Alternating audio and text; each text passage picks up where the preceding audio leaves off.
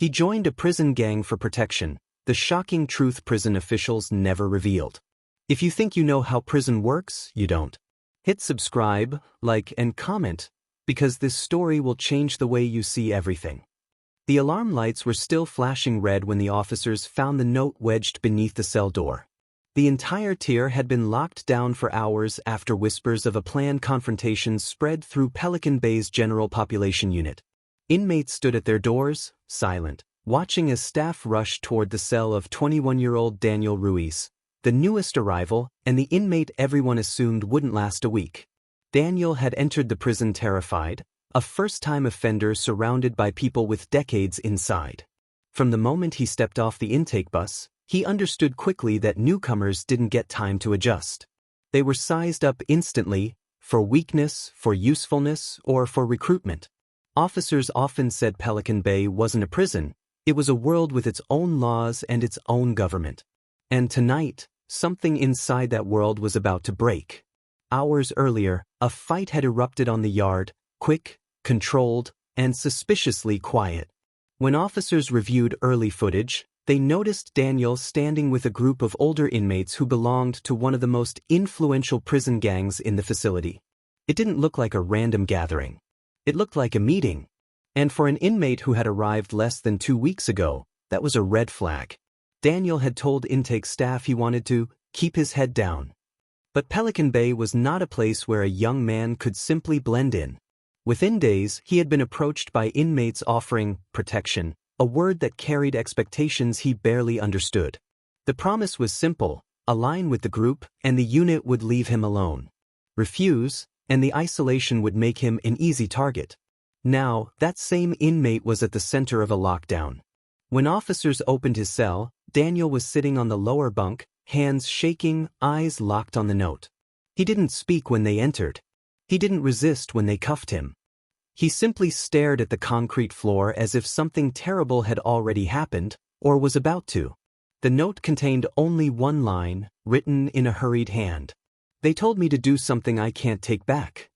Security staff gathered in the observation room, replaying recorded footage from the yard. At first glance, nothing looked unusual. Inmates walking in circles, a few small conversations, the predictable movement patterns staff knew by heart. But when they slowed the footage, a different picture appeared. Daniel wasn't just standing near the gang members. He was receiving something. A folded scrap of paper. A coded message delivered in a way so subtle that, at normal speed, the camera almost missed it. Investigators recognized the pattern immediately. They had seen versions of it in past cases involving contraband, intimidation, and internal trafficking networks run quietly from inside the prison's most controlled units. Young, inexperienced inmates were often pressured into acting as couriers because they drew less attention from staff. But Daniel's note suggested this instruction had crossed a line, one that he wasn't willing to obey. The officers reviewing the footage began to suspect that Daniel had been recruited not for protection, but for leverage, a pawn in a larger plan. And whatever message he had received on the yard, someone else inside the prison expected him to carry it out before the next morning. When investigators questioned him, Daniel finally spoke. His voice was unsteady, but his fear was unmistakable. He admitted that gang members had assigned him a task, but he refused to say what it was. Every question they asked only tightened the tension in the room. Then Daniel made a request no one expected. He leaned forward, lowered his voice, and whispered, "Check the cell 3 doors down from mine. Check what's under the bed.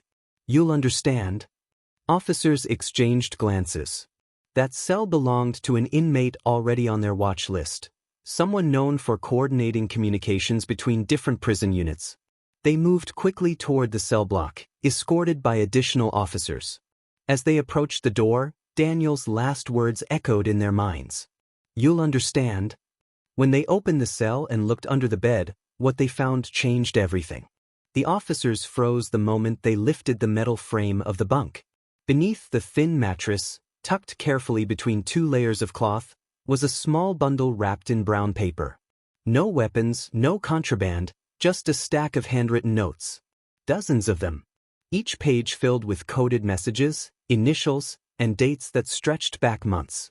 "Lieutenant Carter, the unit's most experienced investigator, gently unfolded the top sheet. It contained symbols arranged in rows, shapes that resembled letters but didn't match any standard alphabet. Carter's eyes narrowed. He'd seen this type of cipher before, years ago, during an investigation that exposed how gangs inside the prison communicated across multiple units despite strict monitoring. "These aren't just notes," Carter said quietly. "This is coordination." The fact that these messages were hidden under the bed of an inmate already suspected of orchestrating internal operations made the discovery more alarming. But what unsettled investigators most wasn't the code, it was the page at the very bottom of the stack.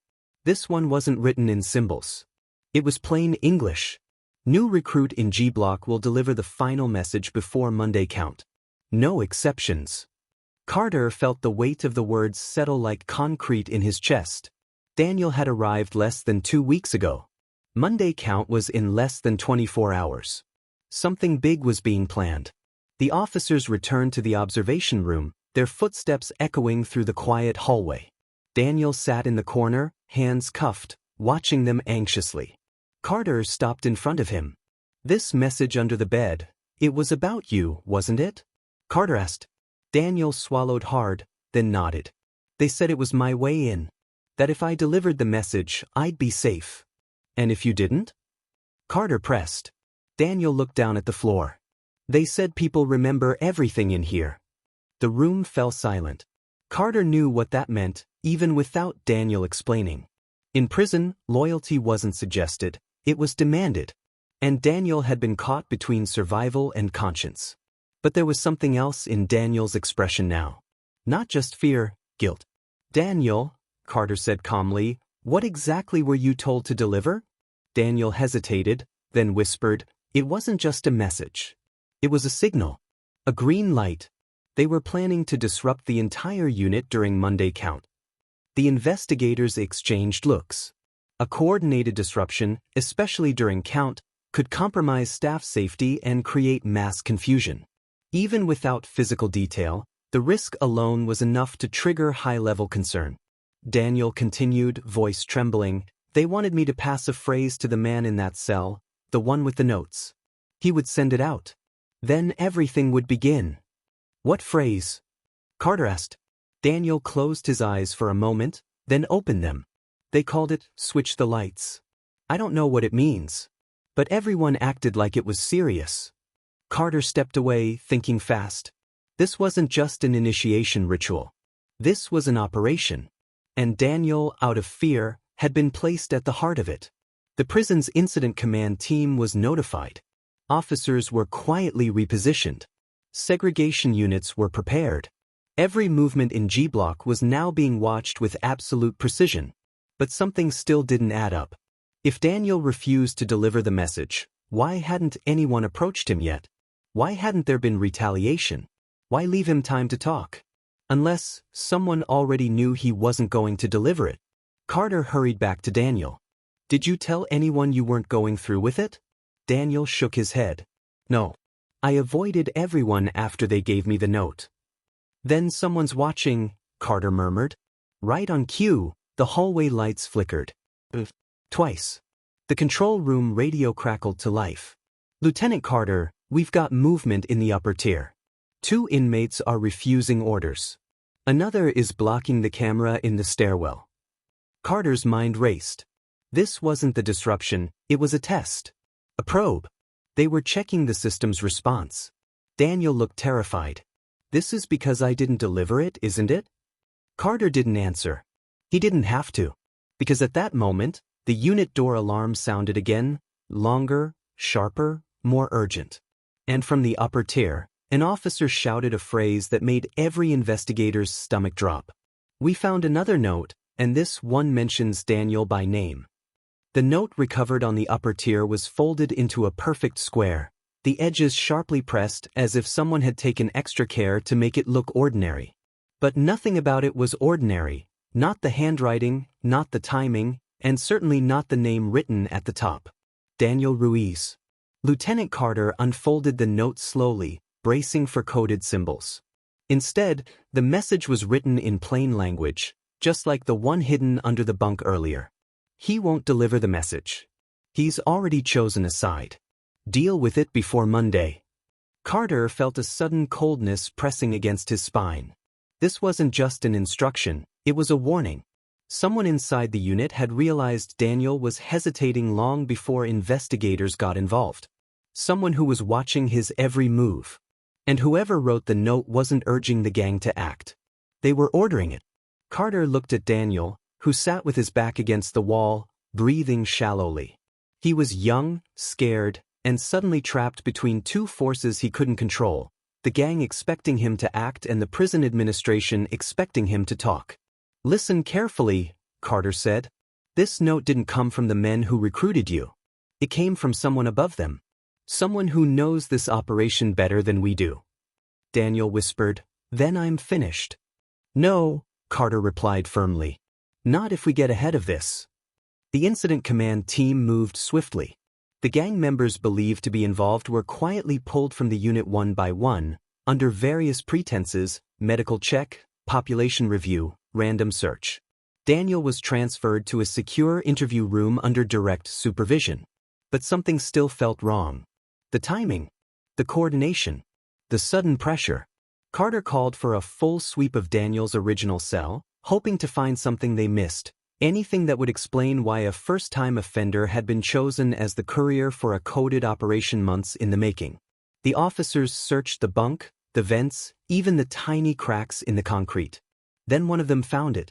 Hidden under the peeling floor tile near the toilet was a small scrap of paper, a half-inch square, barely noticeable.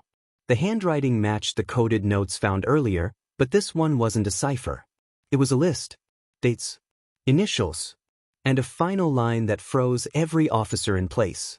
Recruit arrives October 14th, intake flagged. Flagged? Not by the gang. Not by the inmates watching him.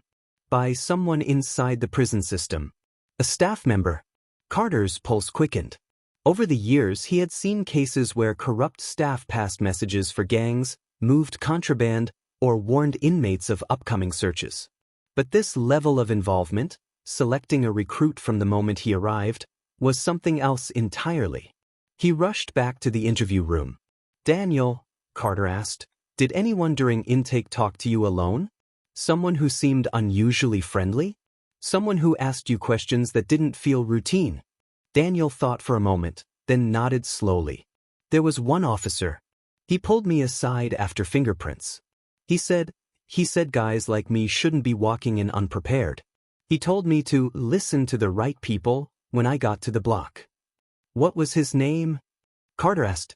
Daniel whispered it, and Carter felt his stomach twist. It was a name he recognized, a staff member transferred from another facility years ago after rumors of inappropriate contact with inmate groups. Nothing that could be proven, but enough to raise suspicions. Carter moved fast. A team was sent to locate the officer. But when they reached his office, the door was open, the desk cleared, and the radio left behind. The officer was gone. He had walked out minutes before the lockdown was ordered. Investigators searched the parking lot, nearby roads, and internal surveillance, but he had vanished, leaving behind only coded notes, a pending operation, and a terrified inmate who had nearly become the centerpiece of something far larger. Daniel was placed in protective housing pending a full investigation. The coded messages were turned over to federal authorities. The prison gang network inside Pelican Bay would undergo months of scrutiny. But the staff member who orchestrated the recruitment? He was never found. 3 months later, Carter received an anonymous envelope with no return address. Inside was a single scrap of paper, the same size as the coded notes found under Daniel's bunk. It contained only 2 words: "Switch the lights." And beneath it, in smaller handwriting, "It wasn't meant for him." Carter stared at the note, knowing exactly what it meant. Someone else had been the intended recruit. Someone still inside the system. Someone who hadn't been identified yet. The operation wasn't over. Not even close. And anyone watching the case knew exactly what that meant. "If you think this story was intense," the narrator whispers, "you're not ready for what comes next. Hit subscribe so you don't miss the next one."